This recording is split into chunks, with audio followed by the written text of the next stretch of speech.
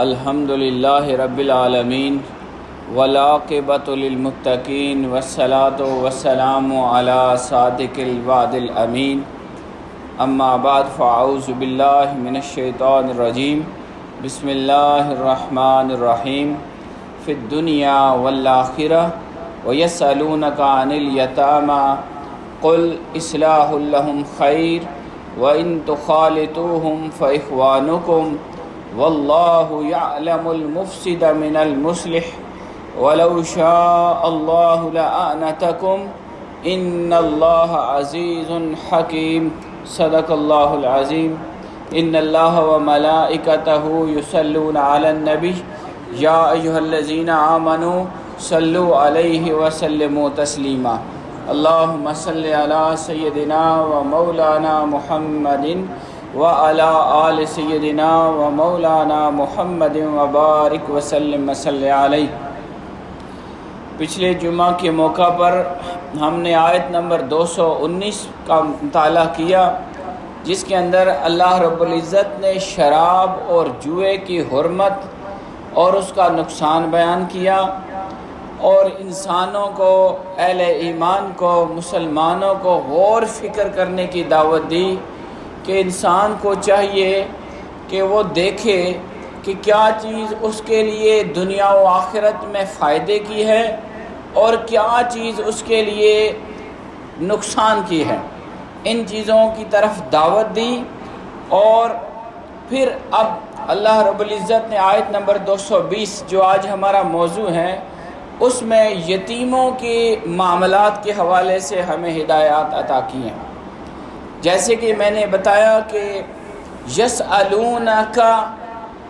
لوگ آپ سے سوال کرتے ہیں، اس لفظ کے ساتھ قرآن مجید بہت سارے مسائل ہمیں بیان کر رہا ہے۔ تسلسل کے ساتھ ہم یہ لفظ پڑھتے آ رہے ہیں کہ لوگ جب بھی کوئی معاملہ آتا، کوئی مشکل پیش آتی، کوئی مسئلہ پوچھتے تو اللہ رب العزت خود اس کا جواب عطا کرتا۔ یہاں بھی یہ آیت جو ہے یہ اسی لفظ سے شروع ہو رہی ہے، اور اللہ کریم اس میں آقا علیہ الصلاۃ والسلام کے شان اور منصب ہدایت اور منصب رسالت کا ذکر کرتے ہوئے مسئلہ بیان فرماتا ہے۔ اللہ فرماتا ہے وَيَسْأَلُونَكَ، لوگ آپ سے سوال کر رہے ہیں یتیموں کے بارے میں، عن الیتامی، یتیموں کے بارے میں آپ سے پوچھتے ہیں۔ قل، آپ فرما دیں، اصلاح لہم خیر، ان کے معاملات کا سنوارنا بہتر ہے۔ وَإِن تُخَالِطُوهُمْ فَإِخْوَانُكُمْ، اور اگر تم ان کا نان و نفقہ اپنے ساتھ ملا لو، یعنی انہیں اپنے ساتھ شامل رکھو، وہ تمہارے بھائی ہیں۔ فَإِخْوَانُكُمْ، یتیم تمہارا بھائی ہے۔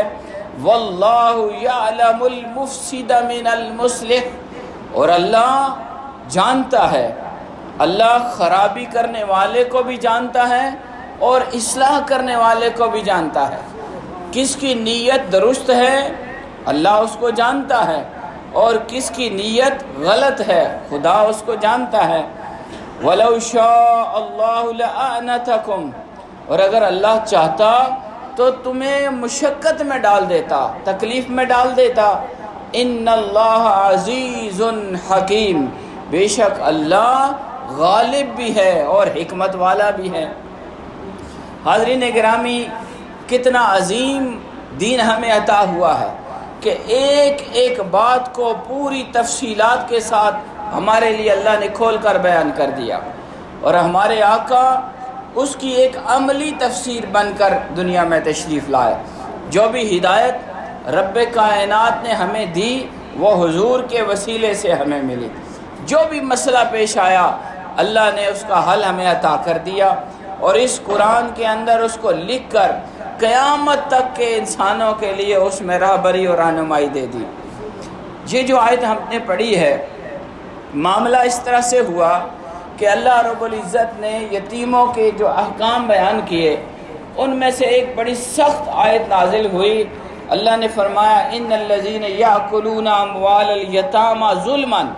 وہ لوگ جو یتیموں کا مال ظلم کرتے ہوئے کھا لیتے ہیں، انما یاکلون فی بطونہم نارا، وہ اپنے پیٹوں میں آگ بھرتے ہیں، وہ آگ کھاتے ہیں۔ یتیم کا مال کھانا یہ آگ کھانے کے برابر ہے۔ یہاں پر بات اللہ نے ختم نہیں کی، فرمایا وَيَصْلَوْنَ سَعِيرًا، ایسا بندہ جو مال یتیم کھاتا ہے ظلم کرتے ہوئے، اس کا حق نہیں، یتیم کے مال کو وہ لے لیتا ہے، ظلم کرتا ہے اور اس کا مال ہڑپ کرتا ہے۔ قرآن فرماتا ہے یہ اس نے یتیم کا مال نہیں کھایا، یہ اس نے آگ کھائی ہے، آگ انگارے اس کے منہ کے اندر گئے، پیٹ کے اندر گئے۔ اور یہاں بات مکمل نہیں بلکہ پورے جلال اور زجر و توبیخ کے ساتھ اللہ نے کہا وہ یصلون، دنیا میں وہ مال یتیم آگ کی صورت میں اس کے پیٹ میں جا رہا ہے، نفع نہیں دے گا۔ اب دیکھیں نا، آپ کوئی چیز کھاتے ہیں تو آپ کے جسم کو اس کا فائدہ ہوتا ہے، اللہ نے کہا یہ مال اس کو فائدہ نہیں دے گا، چاہے وہ اس نے اس کا سیب کھایا ہو، دودھ پیا ہو، کوئی چیز کھائی ہے، مال یتیم ہے، یہ اندر جا کر آگ بنے گا۔ وَيَصْلَوْنَ سَعِيرًا، اور اسے قیامت والے دن آگ کے عذاب میں جہنم کے اندر داخل کر دیا جائے گا۔ اللہ پاک نے اپنے پورے جلال اور رعب کے ساتھ اس کا ذکر کیا۔ تو جب یہ آیت نازل ہوئی، جو اہل ایمان تھے وہ اس بات سے ڈر گئے، ان کے اندر خوف پیدا ہو گیا کہ ہمارے بھتیجے ہیں، یتیم ہیں، یہ ہمارے ساتھ کھاتے پیتے ہیں، کہیں ایسے نہ ہو کہ ان کا کوئی لقمہ ہمارے منہ میں چلا جائے، جو ان کا حق ہے وہ ہمارے پیٹ میں چلا جائے۔ تو قرآن نے تو واضح بیان کر دیا ہے کہ مال یتیم یہ مال نہیں ہے،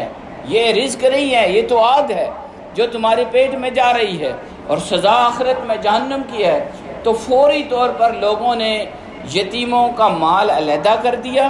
حتیٰ کہ ان کی ہانڈی بھی علیحدہ پکتی تھی۔ تو گھروں کے اندر اب یہ مشکل پیش آ گئی، قرآن مجید اسی کا ذکر کرتا ہے یہاں۔ تو انتہائی مشکل معاملہ تھا، تکلیف کا معاملہ تھا، ایک گھر میں دو دو ہانڈیاں پک رہی ہیں، اب ایک یتیم بچہ ہے یا دو ہیں تو ہانڈی تو پکے گی، اب کچھ انہوں نے کھایا اور باقی ضائع ہو گیا، تو یہ ایک مشکل بات پیش آ گئی تھی، حالات ایسے بن گئے۔ تو ایک صحابی نے حضور کی بارگاہ میں عرض کی اور مسئلہ بیان کیا کہ سرکار معاملہ اس طرح سے ہے، اللہ نے یہ بڑی سخت حکم جاری کر دیا کہ یتیم کا مال یہ آگ ہے، پیٹ میں آگ جا رہی ہے، اب گھر میں ہم کھانا کھاتے ہیں، وہ بھی ہمارے ساتھ کھاتے ہیں، اب ان کے لیے ہم علیحدہ سے ہانڈی پکا رہے ہیں، علیحدہ سے ان کا رزق ہم نے علیحدہ کیا ہوا ہے خوف کی وجہ سے، اور بعض اوقات وہ کھانا وہ چیزیں ضائع ہو رہی ہیں، اس کا کوئی حل نکالیے۔ قرآن مجید فرماتا ہے وَيَسْأَلُونَكَ، یہ لوگ آپ سے پوچھ رہے ہیں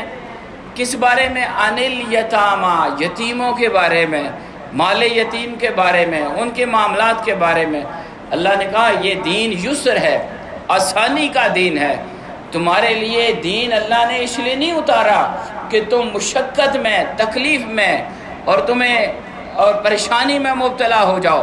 اللہ نے تمہارے لیے یہ دین آسانیوں کے لیے دیا ہے۔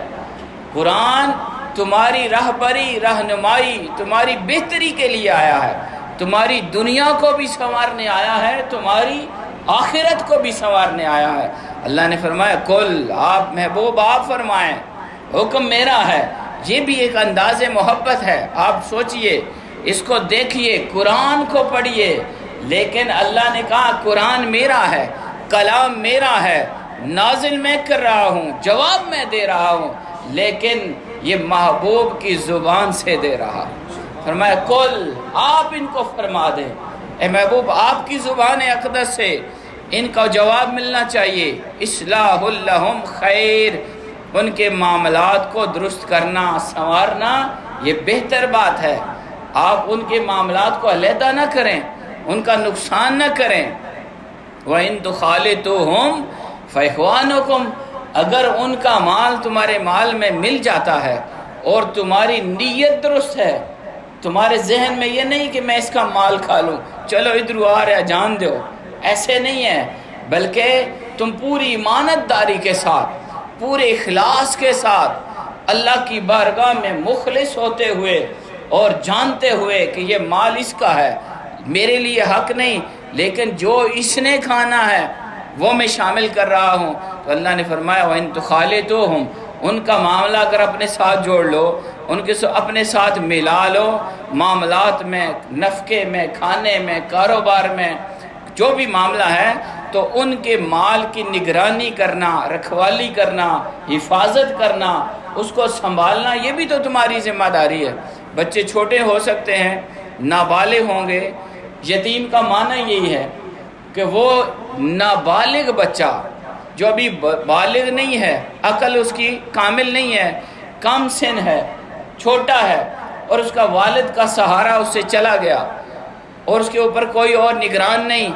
وہ کم عمر ہے، وہ اپنے معاملات کو خود نہیں چلا سکتا، تو اس کے لیے یہ حکم ہے، وہ یتیم کے احکام اس کے اوپر ہیں۔ ہمارے ہاں یہ مزاحیہ بات بھی ہے، کوئی شغل ملے والا بندہ جیسے ہمارا بابا ہے، وہ کہتے ہیں میں بھی یتیم ہاں، میرے نال بھی انج کرو، اے مال ماں میں دو، تو یہ شغل سے کہتے ہیں۔ یتیم کم سن، نابالغ بچے کے اگر والدین فوت ہو جائیں دونوں یا ایک، تو وہ یتیم کہلائے گا، لیکن اگر وہ بالغ ہو جاتا ہے، سمجھدار ہے اور اس کے پاس وسائل ہیں، تو احکام یتیم اس کے اوپر لاگو نہیں ہوں گے۔ اللہ فرما رہے ہیں وَإِن تُخَالِطُوهُمْ، اگر تم نان نفقہ ہو، کھانا پینا ہو، کاروبار ہے، اس کے والد کا حصہ تمہارے پاس ہے، تم اس کے نگران بنو، اس کے تم ساتھ چلاؤ، تو خالدو مخالطہ، ملانا، مل جل کے چلو، فَإِخْوَانُكُمْ، وہ تمہارے بھائی ہیں، تمہارے بھائی کی اولاد ہے، بہن کی اولاد ہے، جو بھی تمہارے قریبی عزیز ہیں، رشتہ دار ہیں، ان بچوں کا معاملہ تمہارے لیے ایک ذمہ داری کے ساتھ، ایک اچھے طریقے کے ساتھ، اور تمہارے ذہن میں اصلاح کی بات ہو، تمہاری سوچ میں کوئی اور غلطی نہ ہو، یہ ذہن میں نہ ہو کہ اس کا مال میں کسی طریقے سے ہڑپ کر لوں، اس کا مال میں ایک طریقے سے اپنے کھاتے میں ڈال لوں، ایسے نہ ہو، بلکہ نیت صحیح ہے، درست نیت والا ہے،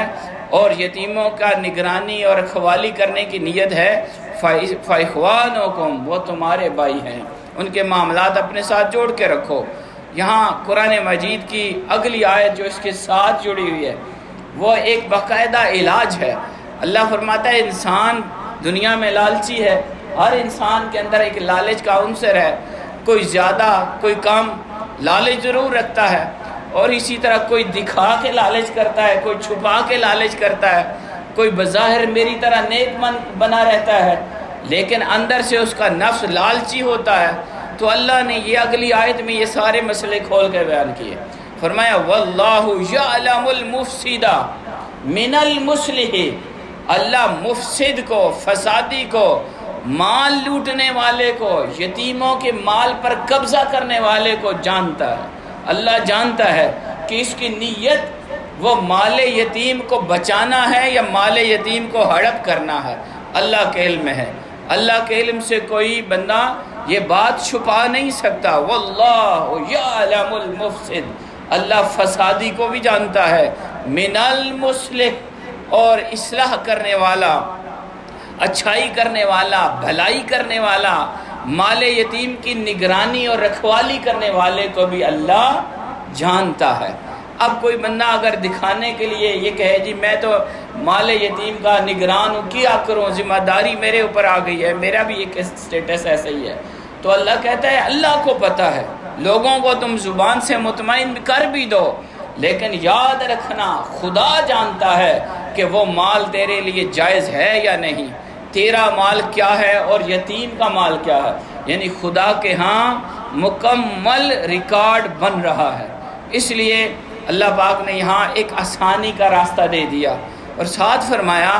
وَلَوْ شَاءَ اللَّهُ لَأَعْنَتَكُمْ، اگر اللہ چاہتا، اللہ کی مرضی ہوتی، لَأَعْنَتَكُمْ، تمہیں مشقت میں ڈال دیتا۔ مشقت کیا تھی؟ اللہ فرماتا ہے بھائی ایک لائن کھینچو، یہ تمہارا مال، یہ یتیم کا مال، تم اپنے مال میں سے علیحدہ کھاؤ، اس کو علیحدہ کھلاؤ، نگران بھی تم ہو، ذمہ داری بھی تیری ہے، اور تم نے یہ اس کو نگرانی بھی دینی ہے، لیکن اس کے مال کو ہاتھ نہیں لگا سکتے۔ کتنی مشکل پیش آتی، جیسے میں نے شان نزول میں بیان کیا کہ ایک وقت میں 2 ہانڈیاں پکتیں اور یتیموں کا مال لیدا کیا گیا، وہ ضائع ہو رہا تھا، نقصان ہو رہا تھا، تکلیف بھی تھی۔ تو یہ ہمارے مالک کی ہمارے اوپر کتنی مہربانی کی بات ہے کہ وہ چیز جو ہمیں نقصان دے، جو مخلوق کو تکلیف دے، اللہ اس سے ہمیں بچا لیتا ہے۔ یہ ہمیں اپنے مالک کا شکرانہ ادا کرنا چاہیے، اور اس بات سے پورے دین کو سمجھنے کی کوشش کریں کہ اللہ نے جتنے احکام ہمیں عطا کیے، جتنی باتوں کا حکم دیا ہے، جن کے کرنے کا حکم دیا ہے، اس کا نفع ہمارے لیے ہے، وہ ہمارے فائدے کی چیزیں ہیں۔ اور جن باتوں سے اللہ نے روکا ہے، بات ذہن میں رکھیں، پچھلی آیت کو بھی شراب سے روکا، جوئے سے روکا، حرام سے روکا، چوری سے روکا، زنا سے روکا، یہ جتنے بھی گناہ کے باتیں ہیں، ان سے خدا نے ہمیں روکا، اس میں نقصان ہمارا تھا، خدا نے ہمیں اس سے بچا لیا۔ جیسے یہاں پر اللہ پاک نے ہر وہ بات جس میں ہمارا نفع ہو، یسر ہو، آسانی ہو، جس میں ہماری بلائی ہو، وہ ہمیں عطا کر دی۔ اللہ فرماتے ہیں وَلَوْ شَاءَ اللَّهُ، اگر اللہ چاہتا، مالک ہے، لَأَعْنَتَكُمْ، تمہیں مشقت میں ڈال دیتا اور حکم جاری کرتا، بھئی تم نے اپنا کھانا علیحدہ کرنا ہے، اپنا بیٹھنا علیحدہ کرنا ہے، اپنا گھر علیحدہ کرنا ہے، یوں علیحدہ کرنا ہے، لیکن خدا نے، رب کائنات نے حضور کے صدقے سے ہمارے لیے معاملات کو آسان کر کے ہمیں عطا کر دیا۔ تو یہاں اللہ پاک آخر میں فرماتا ہے ان اللہ عزیز حکیم، بے شک اللہ غالب ہے، ہر کام اس کے دستے قدرت میں ہے، کوئی چیز اس کے حکم سے، اس کی ملکیت سے، اس کی بادشاہت سے باہر نہیں، یہ تو اس کے کرم کی بات ہے کہ وہ ہمارے لیے آسانیاں کر دیتا ہے۔ اور ساتھ فرمایا حکیم، اور وہ حکمت والا ہے، مہربانیاں فرماتا ہے، کس کام کو کیسے کرنا ہے وہ بہتر جانتا ہے، کس کام کو کس انداز سے نبھانا ہے وہ اللہ بہتر جانتا ہے۔ تو حاضرین گرامی، اس پوری آیت کے اندر جو بات ہمیں پتہ چلی، خلاصتاً عرض کرتا ہوں، وہ یہ ہے کہ جو یتیموں کا مال ہے، یہ آپ ذہن میں رکھیں، یہ نری آگ ہے۔ یہ ہم میں سے ہر شخص، دوسرا شخص اس کے اندر مبتلا ہے، موت اللہ کا اٹل فیصلہ ہے، کوئی چلے گئے، ہمارا نمبر بھی آنا ہے۔ تو آپ یاد رکھنا کہ جو مال یتیم ہے یہ ایک طرح سے آگ ہے، اور خدا نے اس کو یوں ہی بیان فرمایا یہ ایسے ہی ہے جیسے تم منہ میں اپنے پیٹ میں آگ ڈال رہے ہو، اور یہاں تک بات نہیں بلکہ فرمایا قیامت والے دن بھی سعیر میں، دوزخ میں، جلتی ہوئی آگ میں ڈالا جائے گا۔ بہت زیادہ اس کی احتیاط کی ضرورت ہے کہ آپ جب بھی مال یتیم آپ کے اختیار میں آئے یا آپ کی ذمہ داری میں آئے، آپ نے بالکل ایسے بھی بالکل علیحدہ نہیں کر سکتے خود کو، لیکن جو ان کا حق ہے اس میں سے 1% بھی، ایک چیز بھی آپ کے لیے جائز نہیں، بلکہ وہ آگ ہے، اس کو ذہن میں بٹھا لیں۔ پھر ساتھ ہی اللہ پاک نے ان باتوں کو وضاحت کے ساتھ بیان کر کے ہمیں طریقہ سکھا دیا کہ اب یتیمی تو ہے، ساتھ ساتھ معاملات ہیں، بھائی چلا گیا، کوئی اور چلا گیا، آپ ذمہ دار ہیں، تو آپ اللہ کی کو حاضر ناظر جانتے ہوئے اور اخلاص نیت کے ساتھ، پوری ایمانت داری کے ساتھ ان کے معاملات کو نبھائیں، چلائیں، نگرانی کریں، رکھوالی کریں، اگر ہو سکے تو خود اسے اپنے مال میں سے ان کے اوپر خرچ کریں، اور اگر خود نہ خرچ کرنا چاہیں ان کا مال ان کے اوپر لگائیں، اپنے ساتھ ملا لیں، لیکن ان کا کوئی حق آپ کی طرف ہرگز نہیں آنا چاہیے۔ یہ بات ذہن میں رہے، اور ساتھ اللہ نے ہماری نیتوں کا نقشہ بھی ہمارے سامنے کھینچ کے رکھا۔ اللہ نے کہا یہ نہیں ہو سکتا کوئی بندہ دکھاتا رہے اور بن کے دکھاتا رہے کہ میں بڑا نیک ہوں، صالح ہوں، میں اصلاح کرنے والا ہوں، میں بڑا پہاڑ میں ذمہواریاں چاہیے نے، یہ میری طرح لوگ باتیں کرتے، میں نے صرف بہت ذمہواریاں نے جی، اور پائی نہیں ہے، فلانی ہے۔ اللہ کہتا ہے مجھے پتہ ہے کہ تم کس نیت سے یہ ذمہ داری ادا کر رہے ہو، تمہارے دل میں اصلاح کی بات ہے، تم اللہ کی رضا کے لیے کر رہے ہو، یا مال یتیم کو اپنے کھاتے میں ڈالنے کے لیے کر رہے ہو، یہ بات ذہن میں رکھنی چاہیے۔ اور پھر اپنے کرم کا اظہار اللہ نے کیا، لطف کا، مہربانی کا، اور وہ یہ کہ اللہ نے فرمایا کہ اگر اللہ یہ چاہتا تو میں یہ حکم دے سکتا تھا بھائی مال یتیم کو تم ہاتھ بھی نہیں لگا سکتے، لیکن جائز طریقے سے اللہ نے تمہارے لیے راستہ کھلا رکھا۔ اب اللہ جو ہے وہ غالب بھی ہے اور حکمت والا بھی ہے۔ دو حدیثیں اور سن لیں یتیم کے حوالے سے۔ آقا علیہ الصلوۃ والسلام کا فرمان ذیشان ہے، قال رسول اللہ صلی اللہ علیہ وسلم انا وکافل الیتیم فی الجنت ہاکذا۔ حضور علیہ الصلوۃ والسلام نے فرمایا میں اور یتیم کی کفالت کرنے والا یوں ہوں گے۔ آپ نے یہ دو انگلیاں اس طرح درمیان میں وقفے کے ساتھ، وہ اشارہ بالسبابتی، سبابہ کہتے ہیں اس انگلی کو، شہادت کی انگلی کو، وہ اشارہ بالسبابۃ والوسطی، چھوٹی یہ شہادت والی انگلی اور بڑی انگلی کے ساتھ آپ نے اشارہ کیا، وفرج بینہما شیئا، اور دونوں انگلیوں کے درمیان تھوڑا سا وقفہ بھی رکھا۔ آپ نے قربت بھی بیان کر دی لیکن ساتھ وقفہ بھی رکھا، کیونکہ آج کے دور میں آپ کو پتہ ہے نا دنیا بڑی تیز ہو چکی ہے، ذرا سی جگہ دیں آگے آگے چھلانگ لگا کے اوپر چڑھ جاتے ہیں۔ اسائیں جیسے سن، اسائیں جی یہ کو بھی بشر اسی بھی بشر، اسائیں جیسن کیا فرق ہے۔ اللہ نے بھی یہ بات سمجھائی کہ یاد رکھنا انما انا بشر مثلکم، یہ جملہ تو سنو گے لیکن یاد یہ بھی رکھنا ہے بشر تو ہیں مثلکم یوحا الیہ، لیکن سرکار کا یہ فرمان نہ بھولے کہ میری طرف اللہ اپنے سردار فرشتے کے ذریعے وحی بھی بھیجتا ہے، مجھے اللہ نے نبیوں کا سردار بھی بنایا ہے، مجھے اللہ نے اپنا حبیب بھی بنایا ہے، مجھے کائنات کا دولہ بھی بنایا ہے۔ یہ فرق رکھنا ذہن میں، یہ نہ ہو کہ کہو کہ دیکھنے میں ہمارے جیسے ہیں، ہمارے جیسے دیکھنے میں ہیں لیکن باقی ہر حوالے سے اللہ نے ان کو بلند شان عطا کی ہے۔ یہاں اس حدیث میں بھی آپ نے یتیم کی کفالت کرنے والے کا منصب اور درجہ اور قیامت میں اس کا مقام مرتبہ بھی بیان کیا، لیکن ساتھ یہ فرق بھی بیان کیا۔ اور قربان جائیں اس صحابی پر جس نے یہ حدیث روایت کی، وہ کہتے ہیں سرکار نے جب اشارہ کیا نا تو آپ کی دونوں انگلیاں یوں تھی، تھوڑا جا فرق بھی ایسی پہ نہ سمجھیں بھائی بالکل جڑ کے تھی نال ہی ہو سو۔ سرکار کے کرم سے تمہیں یتیم کی کفالت پر بڑا اجر ملے گا، لیکن سرکار جیسا کوئی نہیں ہو سکتا۔ سرکار علیہ السلام نے دوسرا فرمایا، قال رسول اللہ صلی اللہ علیہ وسلم، رسول اللہ صلی اللہ علیہ وسلم نے فرمایا، بڑی مختلف حدیث ہے، ہزاروں حدیثیں اس پہ ہوں گی لیکن میں نے دو چنی ہیں، بڑی مختلف بات ہے۔ سرکار نے فرمایا انا اول من یفتح له باب الجنہ، میں پہلا بندہ ہوں گا جس کے لیے قیامت والے دن اللہ جنت کا دروازہ کھلائے گا۔ جنت کا دروازہ جس کے لیے کھلے گا وہ پہلا بندہ میں ہوں، یعنی سرکار پہلے بندے ہوں گے جو جنت میں داخل ہوں گے۔ ساتھ آپ نے فرمایا الا انہ تاتی امرات تبادرنی، لیکن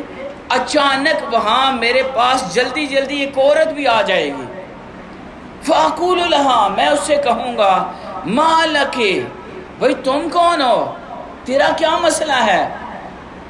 من انتی، تیرا کیا تعارف ہے۔ یہ تو درجہ اللہ نے میرے لیے رکھا ہوا ہے کہ میرے سے پہلے کوئی بندہ جنت میں داخل نہیں ہو سکتا، لیکن عورت جلدی جلدی آپ کے پاس آ جائے گی، آپ کے ساتھ کھڑی ہوگی، فتقولو، وہ عرض کرے گی، وہ کہے گی انا امراتن، میں وہ عورت ہوں، قعدت علی ایتام لی، میں اپنے یتیم بچوں کے لیے ان کے ساتھ بیٹھی رہی، کوئی اور راستہ اختیار میں نے نہیں کیا، نہ میں نے کوئی اور نکاح کیا، نہ میں نے کوئی غلط راستہ اختیار کیا، میں یتیم بچوں کی پرورش کرتی رہی۔ اللہ پاک کے حبیب فرما رہے ہیں، آپ بات کو سمجھیے، ختم کرنے لگا ہوں، کہ قیامت والے دن جنت کا جو دروازہ کھلے گا وہ سب سے پہلے ہمارے آقا کے لیے کھلے گا۔